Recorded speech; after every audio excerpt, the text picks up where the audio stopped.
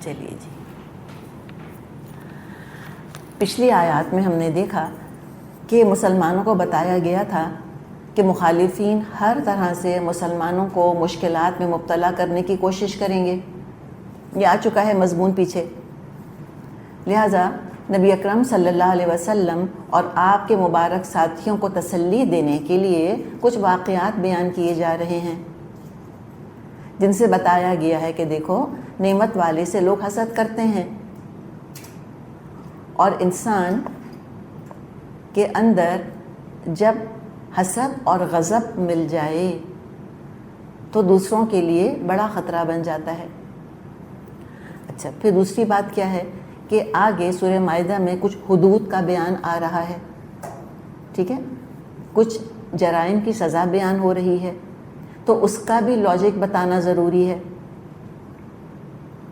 بتانا یہ ضروری ہے کہ دیکھو انسانوں کے اندر کچھ انسان ایسے ہوتے ہیں جن کا کرمنل بینڈ آف مائنڈ ہوتا ہے، کرمنل مینٹیلٹی ہوتی ہے، ذہنیت ہی مجرمانہ ہوتی ہے، ان کی جبلت کے اندر ہی بربریت ہوتی ہے. وہ پیار سے محبت سے نہیں سمجھیں گے، وہ معاشرے کے لیے بہت بڑا خطرہ بن جائیں گے. تو ایسے لوگوں کو پھر کنٹین کرنا نہایت ضروری ہے. ایک کو بچا لو گے تو سارا معاشرہ خطرے میں پڑ جائے گا، ایک کو سزا دے دو گے سارا معاشرہ محفوظ ہو جائے گا. تو یہ ایک حقیقت ہے جو کہ بیان کی جا رہی ہے، اور یہ آج کے دور کے لیے بہت امپورٹنٹ ہے یہ بات سمجھنا. کل بھی شاید ہم نے بات کی تھی کہ دیکھیں انسان دوستی بہت اچھی چیز ہے، لیکن انسان پرستی نہیں ہونی چاہیے. انسانوں کی محبت ہونی چاہیے، ہیومینٹی کی خدمت کرنی چاہیے، ہیومینٹی کی ورشپ نہیں کرنی. آج کا جو بت ہے وہ ہیومینٹی ہے، اس کو پوج رہے ہیں سارے کے سارے. سارے حقوق بس انسانوں کے ہیں، سارے رائٹس انسانوں کے ہیں، سارا خیال انسانوں کا ہے. اور ایک اور جو ہمارے ہاں ریسنٹلی جو بات پیدا ہوئی ہے، وہ بھی جو آج تک کبھی بھی انسانوں کے اندر نہیں تھی، اور اب ریسنٹلی ہم دیکھتے ہیں کہ مجرموں سے بہت زیادہ ہمدردی ہو گئی ہے. مجرموں کا قصور مجرم پر نہیں رکھا جاتا، کوشش یہ کی جاتی ہے کہ کوئی نہ کوئی طریقہ اختیار کیا جائے اور جو مجرم کا جرم ہے اس کا الزام کسی پر بھی رکھ دیں، XYZ کے اوپر رکھ دیں، اور مجرم کو کہہ دیں کہ یہ تو مجبور ہے بیچارہ، یہ تو مجبور ہے، محض ہے، یہ کیا کرے بیچارہ، وکٹم آف سرکمسٹانسز ہے، وکٹم آف بینگ ہیومن ہے، ایز اے ہیومن تو یہ کرے گا ہی. یہ کہاں سے خیال آیا؟ یہ خیال آیا کہ انسان تو ہے ہی گندا، انسان تو ہے ہی برا، انسان تو ہے ہی گھٹیا، گھٹیا کام نہیں کرے گا تو اور کیا کرے گا. تو کہا کہ اچھا کو قتل کر رہا ہے تو آبویسلی قتل نہیں کرے گا تو اور کیا کرے گا. اور اس قرآن کا ہم دیکھتے ہیں طریقہ، اسلام کا قرآن کا طریقہ، اول تو انسان کو ایلیویٹ کیا، لقد خلقنا الانسان فی احسن تقویم انی جاعل فی الارض خلیفہ، مقام اس کا بتایا انسان کا کہ نہیں گھٹیا نہیں ہے، گرا پڑا نہیں ہے، سارے کے سارے جو ہیں وہ کرمنل مینٹیلٹی نہیں رکھتے. ہم نے انسان کو بہت اعلیٰ معیار پر پیدا کیا ہے، بہترین مخلوق ہے ہماری، یہ بتایا. اور دوسرے بتایا کہ ہاں یقیناً ان کے اندر سے کوئی نہ کوئی ایسے ہوں گے جن کے اندر مجرمانہ ذہنیتیں ہوں گی، تو اسے کنٹرول کرنے کی ضرورت ہے. تو یہ بہت سارے ہم دیکھتے ہیں کہ حکمتیں ہیں جس کی وجہ سے یہ قصہ یہاں بیان کیا جا رہا ہے. پچھلے سے بھی جڑتا ہے، جو پچھلا مضمون گزر گیا، اور جو اگلا مضمون آنے والا ہے اس سے بھی جڑ رہا ہے. تو اب آدم علیہ السلام کے 2 بیٹوں کا قصہ بیان ہو رہا ہے. قرآن اور حدیث میں ان کا نام نہیں آیا. اسرائیلی روایات میں ایبل اینڈ کین آتا ہے، مشہور اور معروف ہے، جس کو ہم حابیل اور قابیل کہتے ہیں. اب آپ کہیں کہ ہم یاد کیسے رکھیں؟ تو ایسے یاد رکھیں کہ قابیل سے قتل یاد کر لیں، قاف سے قابیل، قاف سے قتل، تو اب انشاءاللہ کبھی نہیں بھولیں گے آپ کے قاتل کون تھا. قابیل قاتل تھا. تو ہم سب کو بھی بتا دیا کہ انسانوں کی یہ 2 قسمیں ہمیشہ سے رہی ہیں، سنس ڈان آف ہیومینٹی. ابھی تو طفل مکتب تھی انسانیت، تب قتل ہو گیا اسی وقت سے. تو یہ ایک نیچرل ٹینڈنسی ہے وائلنس کی انسانوں کے اندر، which needs to be contained, which needs to be controlled. اور یہ پیار سے اور بہلا پھسلا کے کنٹرول نہیں ہوگی. تو یہ 2 قسم کے لوگ ہیں، اچھے اور برے، ہمیشہ سے ہیں، ہمیشہ رہیں گے، متقی ہیں کچھ تو، کچھ اللہ سے بے خوف ہیں۔ تو سبق ہمیں حاصل یہ کرنا ہے کہ ہم کو اپنی جبلت پر، اینیمل انسٹنکٹس پر قابو پانا ہوگا۔ ان جانوروں کے اندر تو انسٹنکٹ ہے نا، ان کی جبلت کے اندر ہے اگریشن، ٹھیک ہے، فائٹ اور فلائٹ جس کو کہ آج کل کہتے ہیں، یا تو وہ کھڑے ہوں گے، مقابلہ کریں گے، یا فرار اختیار کریں گے، فائٹ اینڈ فلائٹ موڈ۔ تو انسان ہے، ہمیں جانوروں کو اپنا رہنما نہیں بنانا، ہمیں ان کی طرح وحشت بربریت کے مظاہرے نہیں کرنے، ہم انسٹنکٹ پہ خالی نہیں جی رہے۔ اللہ نے ہماری فطرت بھی بنائی ہے، اور شریعت کیا ہے؟ شریعت ہماری فطرت کی محافظ ہے، اور یہ اینیمل انسٹنکٹس کی وجہ سے، یہ ایک حیوانی جبلت کی وجہ سے انسان کے کردار میں جو خرابیاں، کمزوریاں پیدا ہو سکتی ہیں، شریعت ان کو کنٹرول کرنا سکھاتی ہے ہم کو۔ تو ہمیں ریکگنائز کرنا ہوگا کہ ہمارے اندر ایشوز ہیں، ہمارے اندر یہ ویک پوائنٹس ہیں، تو شریعت پوائنٹ آؤٹ کر دیتی ہے۔ وہی قرآن نے کہا ہے نا کہ یتلو علیہم آیاتہ و یزکیہم، ان پر اللہ کے آیات تلاوت کرتے ہیں نبی صلی اللہ علیہ وسلم، اور تزکیہ کرتے ہیں۔ کس چیز سے تزکیہ؟ اس حیوانی جبلت سے تزکیہ، کہ وہ حیوانیت نہ آنے پائے ہمارے اندر۔ تبھی تو سارے حیوانوں کا گوشت منع کیا ہے، شکاری جانوروں کا گوشت بھی منع کر دیا، کہ ہمارے اندر وہ وحشت اور وہ درندگی اور بربریت نہ آنے پائے کسی طرح سے۔ تو ذاتی تزکیہ کرنا ہے، اینیمل انسٹنکٹس پر قابو رکھنا ہوگا، اور معاشرے کے جو وائلنٹ کرمنلز ہیں ان کو عبرت ناک سزا دینی ہوگی تاکہ باقی معاشرے کے لوگ محفوظ رہ سکیں۔ کیپٹل پنشمنٹ، اس کا بھی ہمیں خیال رکھنا چاہیے۔ تبھی اللہ تعالیٰ نے سورہ بقرہ میں یہی بات فرمائی تھی، وَلَكُمْ فِي الْقِصَاصِ حَيَاةٌ يَا أُولِي الْأَلْبَابِ، قصاص میں تمہارے لیے زندگی ہے اے عقل والو۔ حالانکہ قصاص کا ہے؟ قاتل کو قتل کرنا۔ اللہ کہہ رہے ہیں قاتل کو قتل کرنا پورے معاشرے کی زندگی ہے دراصل۔ تو یہ ذرا سی تمہید تھی تاکہ ہم پچھلے مضمون سے اس کو جوڑ سکیں، اور اگلا مضمون بھی انشاءاللہ ہمارے آگے کلیئر ہو جائے گا۔ اب فرمایا آیت نمبر 27 سے ہم دیکھتے ہیں، فرمایا وَاتْلُ عَلَيْهِمْ نَبَأَ ابْنَيْ آدَمَ بِالْحَقِّ، اب ذرا ان کو آدم کے 2 بیٹوں کا قصہ حق کے ساتھ سنا دو، یعنی 100% صحیح واقعہ اللہ کی طرف سے بتایا سنایا جا رہا ہے۔ حق قائم کرنے کے لیے، حق کی خاطر قصہ سنایا جا رہا ہے، اور وہ کیا ہے؟ وہ ہم نے ڈسکس کیا، کتنے سارے اس کے فائدے ہیں اس قصے کے اندر، اس قصے کو سنانے میں کتنے فائدے ہیں۔ اچھا، تو قصہ کیا ہے؟ اذ قربا قربانا، جب ان دونوں نے قربانی پیش کی، فتقبل من احدہما ولم یتقبل من الآخر، تو ایک ہی قربانی قبول کی گئی اور دوسرے کی قبول نہیں کی گئی۔ کیا پتہ چلا ہم کو؟ قربانی پیش کی تھی دونوں نے۔ اب یہ کون تھے؟ آدم علیہ السلام کے بیٹے تھے، تو آپس میں کیا تھے؟ بھائی تھے، سگے بھائی تھے۔ تو قربانی دراصل کیا ہوتی ہے؟ اللہ کا قرب حاصل کرنے کے لیے قربانی پیش کی جاتی ہے۔ ابھی کیا قربانی تھی؟ اللہ نے واضح نہیں کرا، اللہ نے اس کو انسپیسیفک رکھا، مبہم رکھ دیا، اور اس کو مبہم رکھنے میں، ان کلیئر رکھنے ہی میں بہتری ہے۔ قاعدہ ایک یاد ہم کر لیں کہ جن واقعات کو واضح بیان کرنے میں انسانوں کی بہتری ہوتی ہے، اللہ ان کو وضاحت کے ساتھ بیان کر دیتا ہے۔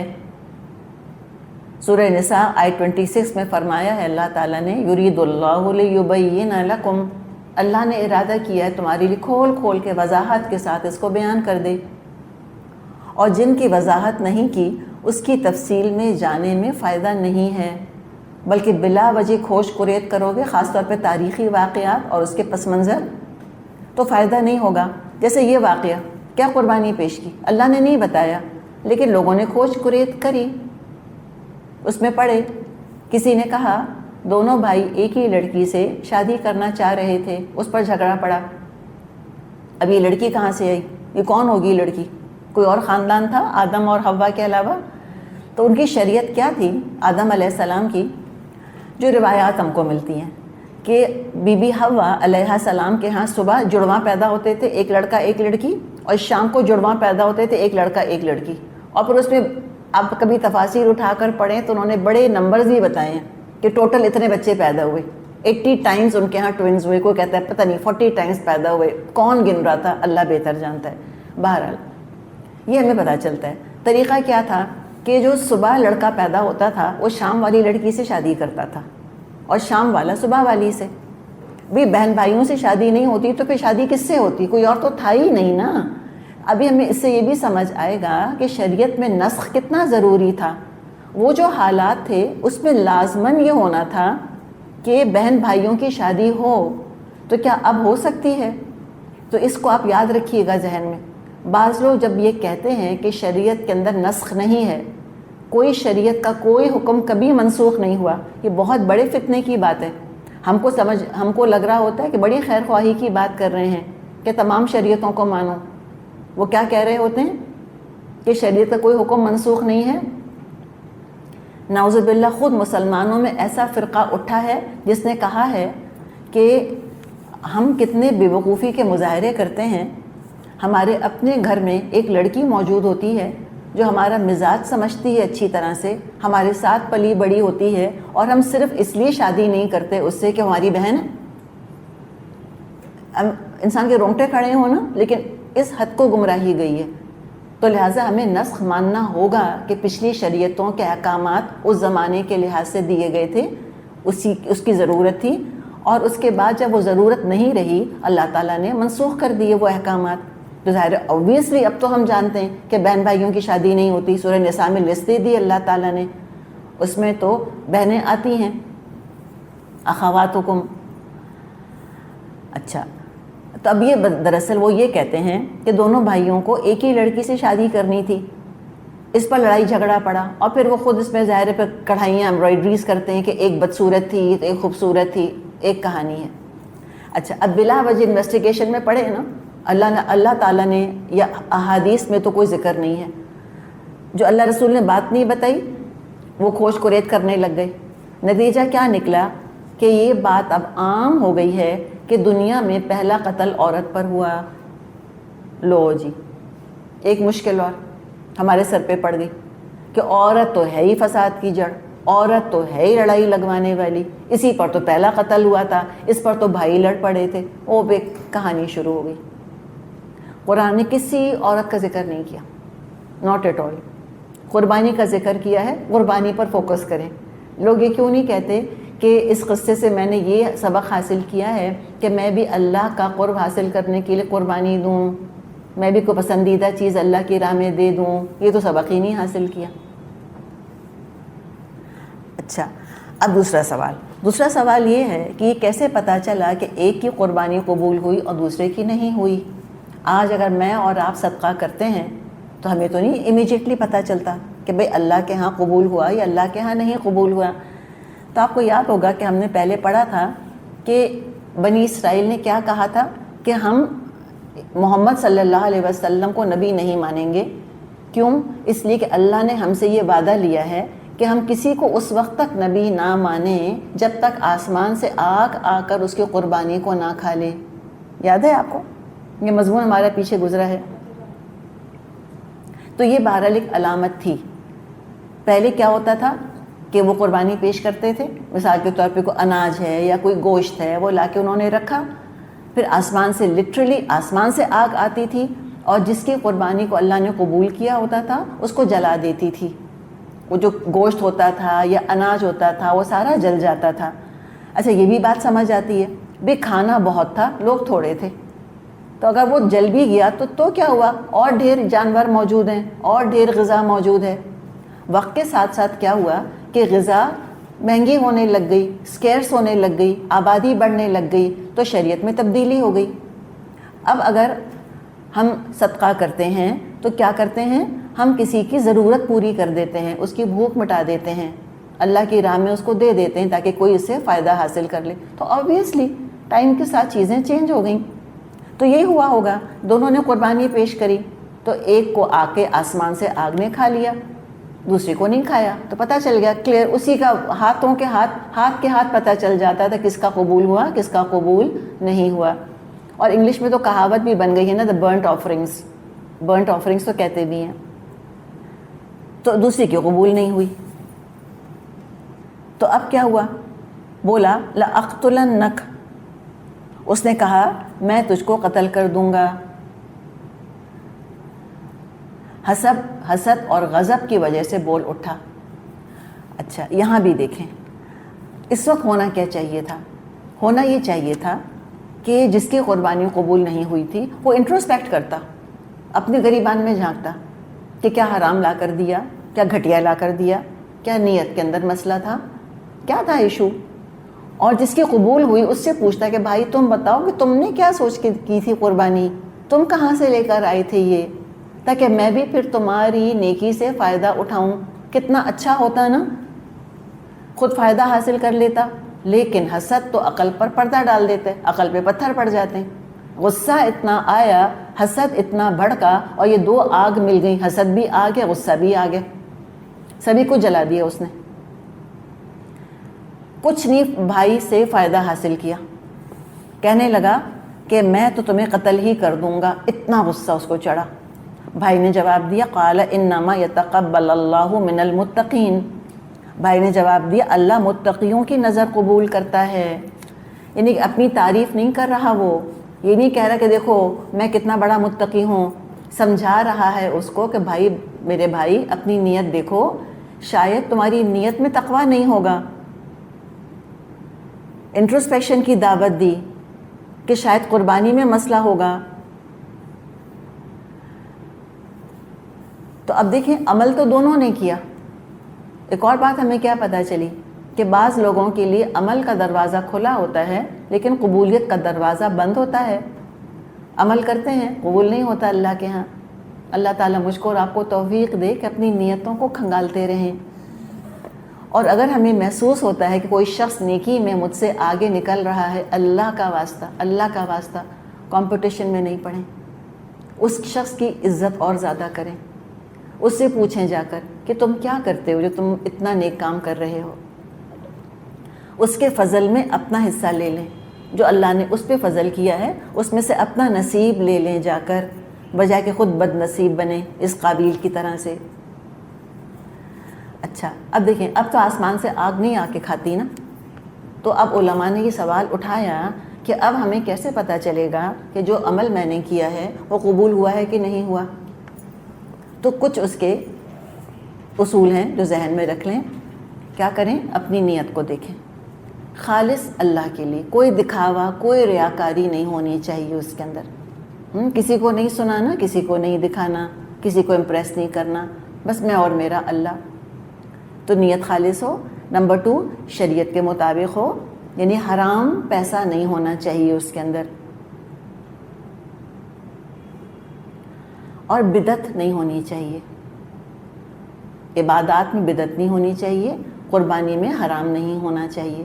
انشاءاللہ اللہ قبول کرے گا. اور پھر دعا کرے ربنا تقبل منا، اے ہمارے رب قبول فرما لے. اور یہ جو بات فرمائی ہے نا بیٹے نے جس کی قربانی قبول ہوئی کہ انما یتقبل اللہ من المتقین، کہ اللہ تو متقیوں ہی سے قبول کرتا ہے. اس پہ اتنا پیارا کسی نے یہ نقطہ نکالا کہ انہوں نے کہا کہ اگر اللہ نے میرا ایک عمل بھی قبول کر لیا تو میں جان جاؤں گا کہ میں متقی ہوں. کتنی پیاری بات ہے. کوئی نیکی چھوٹی نہیں ہے جو قبول ہو جائے، اور کوئی گناہ چھوٹا نہیں ہے جو معاف نہ ہو. اللہ تعالیٰ بس قبول کر لے نا. بعض دفعہ ہم اپنی نیکیوں پہ شرماتے ہیں، ہم کہتے ہیں کیا معمولی چیزیں ہم کر رہے ہیں، دیکھو لوگ تو کیا کچھ کر رہے ہیں دنیا میں. انسان دیکھتا ہے نا، دوسروں کو دیکھ کے حسرت کرتا ہے کہ دیکھو وہ تو کیا کچھ کر رہے ہیں، وہ کتنی خدمت کر رہے ہیں. پھر بعض دفعہ انسان اپنے آپ کو برا بھلا کہتا ہے کہ دیکھو مجھ کو، میں کتنی کاہل ہوں، میں تو کچھ بھی نہیں کرتی، میں تو یہ بھی نہیں کر رہی، میں تو اتنا ٹوٹا پھوٹا کام کر رہی ہوں. تو چلیں جو بھی ٹوٹا پھوٹا ہے اللہ سے کہ اللہ یہی ٹوٹا پھوٹا ہے میرے پاس، اللہ جو نہیں کیا اس کو معاف کر دے، جو کر سکتی تھی اور نہیں کیا اللہ تو معاف کر دے، اور اللہ جتنا کر لیا مجھے پتہ ہے کتنا گھٹیا ہے، بس اللہ تو اپنی رحمت سے قبول کر لے، بس اللہ مجھے تقوی عطا کر دے بس. اور تقوی میں کیا ہوتا ہے کہ جو نیکی کرتا ہے نا وہ انسان کو معمولی ہی لگتی ہے. فخر کا کیا مقام ہے بتائیں؟ یہ کوئی بھائی فخر تھوڑی کر رہا تھا کہ بعد دیکھو کیا شان ہے میری. ہونا کیا چاہیے تھا کہ یہ کہتا کہ دیکھو تم کیسے غیر متقی ہو، میں ہوں متقی. یہ ہوتا شوق دکھانا یا اترانا. اس نے کچھ بھی نہیں کہا.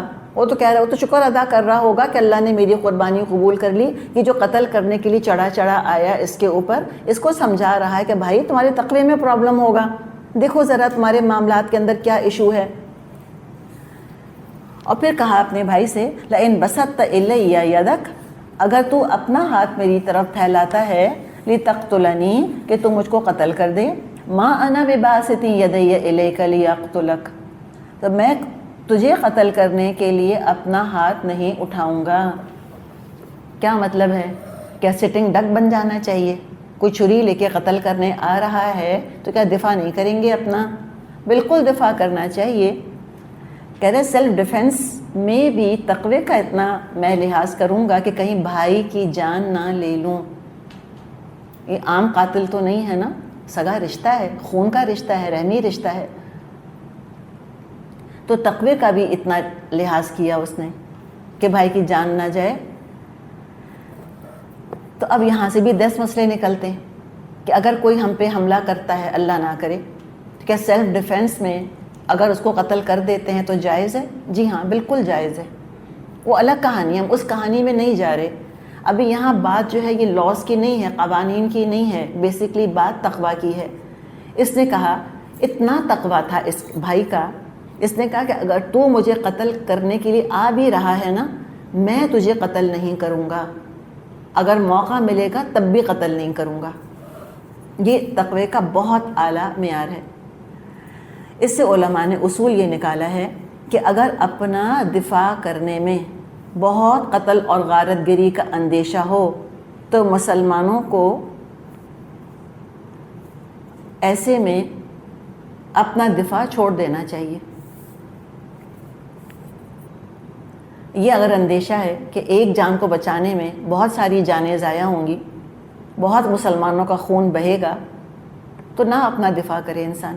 اور یہ آسان نہیں ہے اپنی جان بچانے کے لیے، جبکہ شریعت نے اجازت بھی دی ہو تو انسان کہے ٹھیک ہے بھائی جس کی جان جاتی ہے جائے، میرے پاس حق موجود ہے. تو تقویٰ یہی تو ہوتا ہے، حق سے بڑھ کر کسی کو کچھ دے دینا اور اپنا حق ہوتے ہوئے اپنا حق چھوڑ دینا. اور یہ حابیل کی بہترین مثال کیسے ہو سکتا تھا کہ نبی اکرم صلی اللہ علیہ وسلم کی امتیوں میں سے کسی کی نہ ہو. جو حابیل نے طریقہ اختیار کیا، کیسے ہو سکتا ہے کہ وہ آپ صلی اللہ علیہ وسلم کے کسی امتی نے اختیار نہ کیا ہو؟ اور وہ کون ہے؟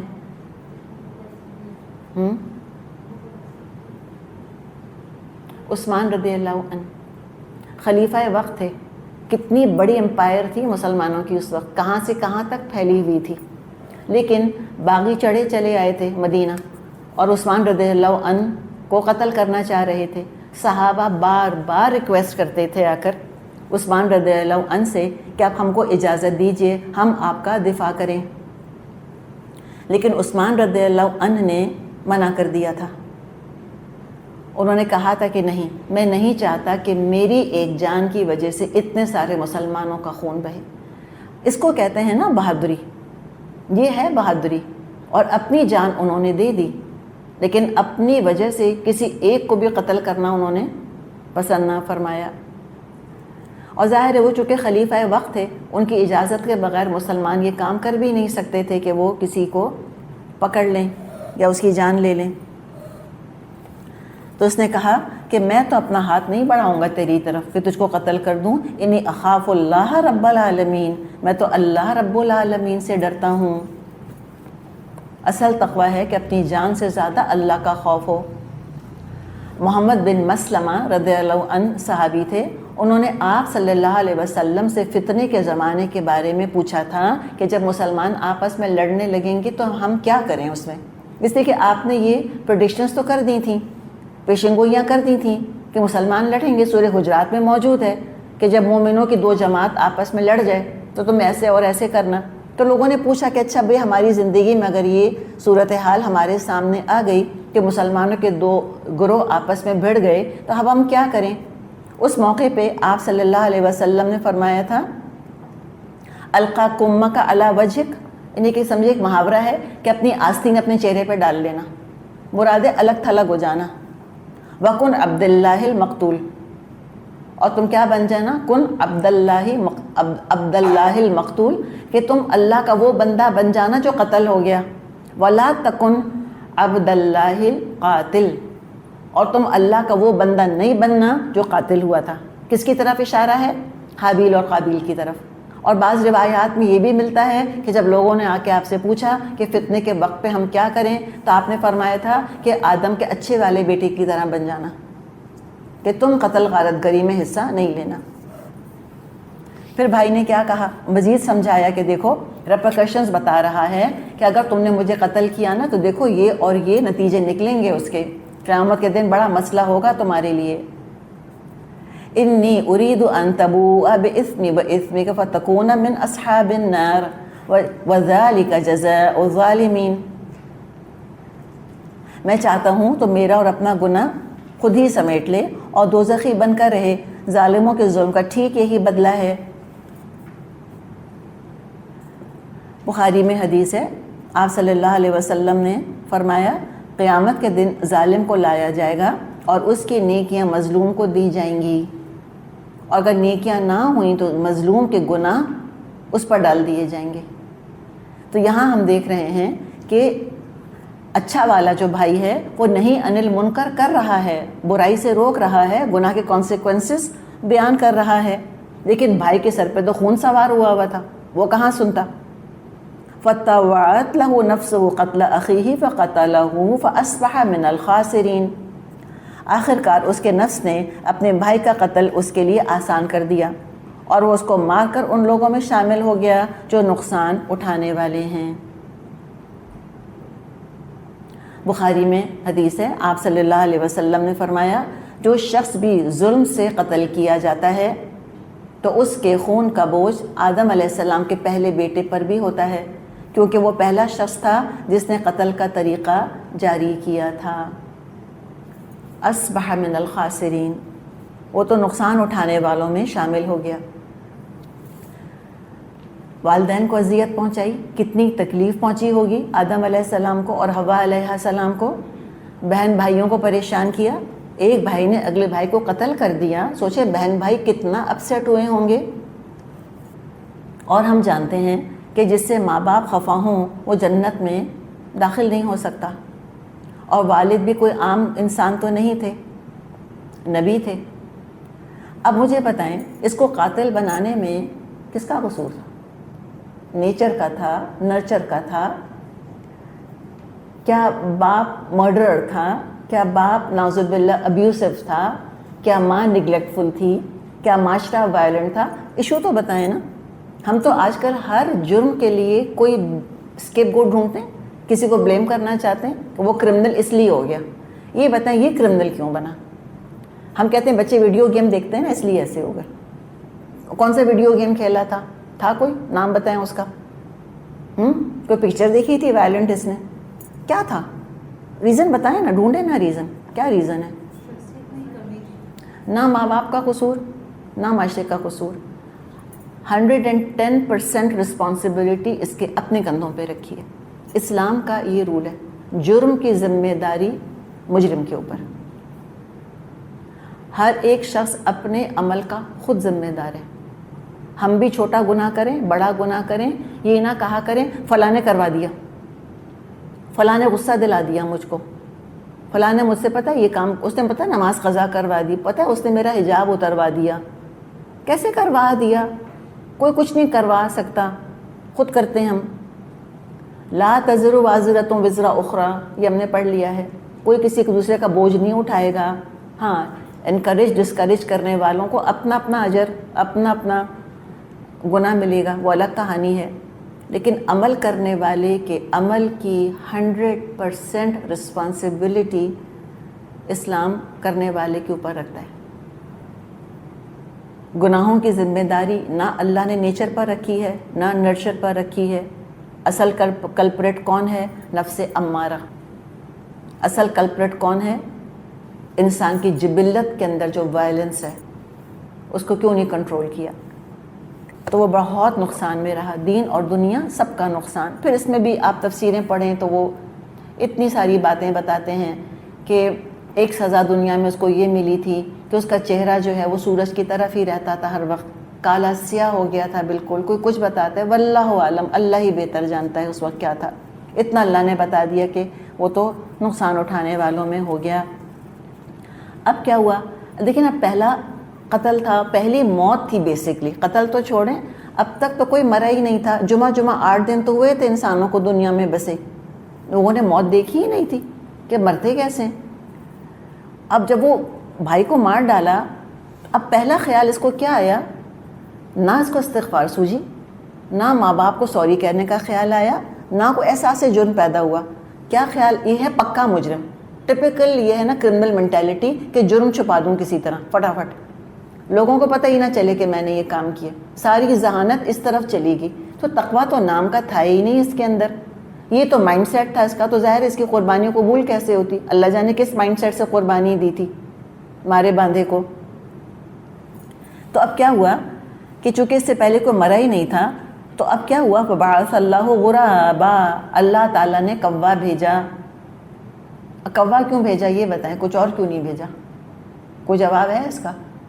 اگر اللہ تعالیٰ مثال کے طور پہ فاختہ بھیجتا تو لوگ کہتے کوا کیوں نہیں بھیجا، کوا بھیجا لوگ کہتے ہیں اللہ تعالیٰ نے کوا کیوں بھیجا۔ یہ تو بیکار کے سوالات ہیں نا، یوزلیس قسم کے سوال ہیں، بس بھیجا اللہ کی مرضی، کسی نہ کسی کو تو بھیجنا تھا نا، کوا بھیج دیا۔ کیا کر رہا تھا کوا؟ اب یہ دیکھ رہا ہے اس کو، یبحث فی الارض، ایک کوا بھیجا زمین کھودنے لگا، لیوریہ کیف یواری سوءۃ اخیہ، تاکہ اس کو بتائے اپنے بھائی کی لاش کو کیسے چھپائے۔ سبق کیا ہے؟ سبق یہ ہے کہ انسانوں کو سکھانے کا ایک ذریعہ اللہ تعالیٰ نے جانوروں کو بھی بنایا ہے، جانوروں سے بھی ہم سیکھتے ہیں، اور یہی طریقہ ہمیشہ سے چلا آیا کہ لاش کو زمین میں گہرا دفن کیا جاتا ہے۔ یہ ایک طریقہ اللہ نے بتایا ہے کہ جو اسلام کا طریقہ ہے، یہ کوئی نیا نرالا نہیں ہے۔ یہ پہلا قتل جب ہوا تھا، پہلی موت جب واقع ہوئی تھی تو دفن ہی کیا تھا۔ اور کیوں دفن کرتے ہیں؟ بو نہ آئے، تاکہ جانور لاش نہ کھا لیں۔ اس میں دراصل انسانوں کا پردہ بھی ہے، آنر بھی ہے، اور انسان کا پورا بدن چھپ جاتا ہے جا کے قبر کے اندر۔ لہٰذا لاشوں کو جلانا یا جانوروں کو کھانے کے لیے کہیں لٹکا دینا کسی کنویں کے اندر، یہ ساری چیزیں نیچرل نہیں ہیں۔ اسلام دین فطرت ہے، ہمارے ہاں ایگزیکٹلی دفن کا طریقہ یہی ہے، اسی طرح سے ہے۔ اور اب اگر آپ نے کہیں پڑھنا آپ اگر پڑھ رہے ہوں تو آپ نے دیکھا ہوگا کہ ریسنٹلی وہ اس بات پہ ویسٹ میں بہت زور دے رہے ہیں کہ مردوں کو سمپل ایک کپڑے کے اندر دفنا دینا چاہیے، کاسکٹ وغیرہ بھی نہیں بنانا چاہیے۔ وہ کہتے ہیں یہ بہترین طریقہ ہے، بایو ڈیگریڈیبل ہے۔ چاہے وہ تھوڑے سے ذرا زیادہ موربڈ ہو گئے ہیں، وہ کیا کرتے ہیں کہ کہتے ہیں ہم اپنے پیاری کی باڈی ہم کو دیں، ہم اس کو دفن کریں گے، اس سے ہم کھاد بنائیں گے، اس کھاد میں سے پودا نکال کے آپ کو دے دیں گے، تو اپنے گھر میں پھر آپ وہ پودا رکھ لیں۔ یعنی کہ آپ کے پیارے کے ذرات اس پودے کے اندر موجود ہیں، اس پودے کی شکل میں وہ آپ کا پیارا آپ کے پاس رہے گا۔ چلیے ان کی مرضی، وہ جو کریں، لیکن پوائنٹ کہنے کا کیا ہے؟ وہ کہہ رہے ہیں کہ سب سے زیادہ جو ایکو فرینڈلی طریقہ ہے وہ مردے کو مٹی میں دفن کرنے کا ہے، سب سے زیادہ ایکو فرینڈلی۔ اس سے کوئی پولیوشن نہیں ہوتا، اس سے کوئی مسئلہ نہیں ہوتا۔ تو اب اس نے دیکھا کہ ایک کوا آیا اور کوے نے اس طرح سے زمین کو کھودا، اور اس کو پھر سمجھ آ گیا کہ کیسے وہ اپنے بھائی کی لاش کو چھپائے۔ قال، بولا، یا ویلتا، ہائے افسوس مجھ پر، اعجزت ان اکون مثل هذا الغراب، میں اس کوے جیسا بھی نہ ہو سکا۔ کس بات پہ افسوس کر رہا ہے؟ کہ میں اس جانور جیسا خود نہ ہو سکا، میں نے خود نہ سوچ لیا۔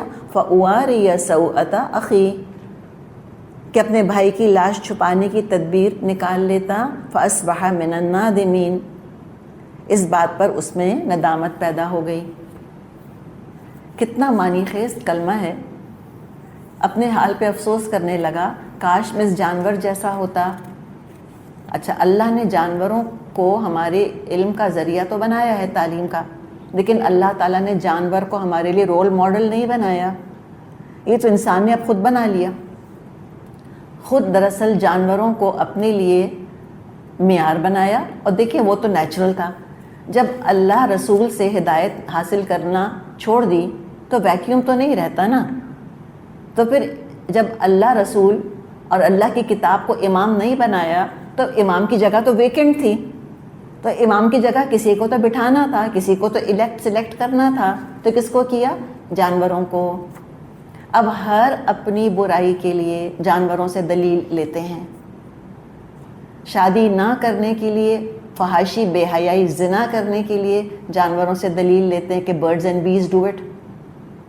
کپڑے نہ پہننے کے لیے، اوریانی کے لیے، نیکڈنیس کے لیے، نیوڈٹی کے لیے جانوروں سے دلیل لیتے ہیں کہ جانور کون سے کپڑے پہنتے ہیں. تو جانوروں کو امام بنا لیا نا. ساری سائیکالوجی جو ہے آج کی، جو فرائیڈن سائیکالوجی ہے، وہ انسان کے اینیمل سیلف کے اوپر کام کرتی ہے. روحانی وجود کا تو کوئی تصور ہی نہیں پایا جاتا ماڈرن سائیکالوجی کے اندر. تو وہ جانوروں ہی سے رہنمائی لیتے ہیں. ہومو سیکشولیٹی کے لیے اللہ جانے کہاں ریسرچ کر کے انہوں نے پتہ نہیں کون سے اینیمل سب اسپیشیز تک کی مثالیں کھود کے نکال لی ہیں کہ ان کے ہاں یہ پایا جاتا ہے. اللہ جانے کس حد تک پایا جاتا ہے. لیکن اس طرح سے وہ نکال لیتے ہیں اپنی مطلب کی چیزیں. تو ساری رہنمائی اس طرح جانوروں سے لی جاتی. جانور ان کے رول ماڈل ہیں. تو اللہ سے دوری اور گناہوں کی کثرت کی وجہ سے انسان خود کو جانور ہی بنانا چاہتا ہے، بلکہ اقرار کرتا ہے، بلکہ اعلان کرتا ہے کہ ہم تو ہیں جانور، ہائر ایوالوڈ اینیمل ہیں. بس ان میں اور مجھ میں کوئی فرق نہیں ہے. جو اللہ نے شرف انسانیت بخشا ہے، میں استعفیٰ دیتا ہوں. I am resigning from that post. میں کوئی اشرف المخلوقات نہیں ہوں. I am just an animal. بس اینیمل انسٹنکٹس پر ہم چلیں گے. تو نورانی وجود سے بالکل غافل اس شخص نے، جو قابل جس کا نام آتا ہے، ایک دفعہ نہیں کہا کہ اللہ مجھے بخش دے، اللہ مجھے معاف کر دے. ایک دفعہ کہتا نا اللہ معاف کر دیتا ہے اس کو. جرم کو گناہ سمجھ کے شرمندہ نہیں ہو رہا، اس کو نہ چھپانے پر شرمندہ ہو رہا ہے. ورنہ اگر نادمین کا جو لفظ آیا ہے، اگر گناہ پر نادم ہوتا تو یہ استغفار تھی، اللہ معاف کر دیتا. لیکن نہ. تو اب اس کے بعد اللہ تعالی ہمیں احکامات آگے انشاءاللہ تعالی دے گا جو ہم پڑھیں گے. اللہ تعالی ہم سب پر اپنا رحم فرمائے. وآخر دعوانا ان الحمد للہ رب العالمین. سبحانک اللہم وبحمدک نشہد ان لا الہ الا انت نستغفرک ونتوب الیک. السلام علیکم ورحمۃ اللہ وبرکاتہ.